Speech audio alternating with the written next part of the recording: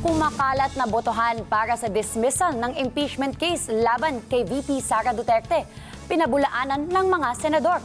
Si Mean Corvera sa detalye ng balita. Mean? Itinanggi ng mga senador ang kumakalat na listahan ng mga mamabatas na umano'y bumoto pabor sa impeachment trial at dismissal ng impeachment case na isinampalaban kay Vice President Sara Duterte. Ayon kay Senate Minority Leader Aquilino Coco Pimentel, walang kinalakay ni dismissal ng kaso sa plenary deliberations kahit pa habang nakabreak ang sesyon.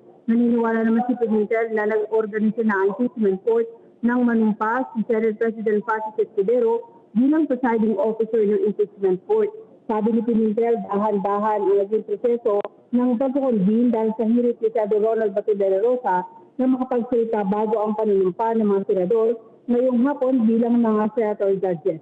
Para kay Senator Alan Peter Cayetano, isang malaking hakbang ang nangyaring panunumpa ni Escudero para sa formal na pagsisimula ng paglilitis. Ito rin anya ang hudyat na tuloy-tuloy ang kanilang constitutional mandate na dinggin ang inihaing reklamo laban sa pangalawang Pangulo. Pero kahit magsisimula ng impeachment proceedings, ang hindi sigurado ngayon ay kung itutuloy ng 28th Congress ang sinimula ng proseso ng paglilitis. Narito ang bahagi ng pahayag ni Senator Alan Peter Cayetano. I don't want to make fearless forecast kasi hindi ko na mangyayari. But I can tell you what is not, what cannot be done. Diba? The 19th Congress cannot bind the 20th Congress. Mean Corvera para sa mata ng Agila, matatag, matapang, matapat.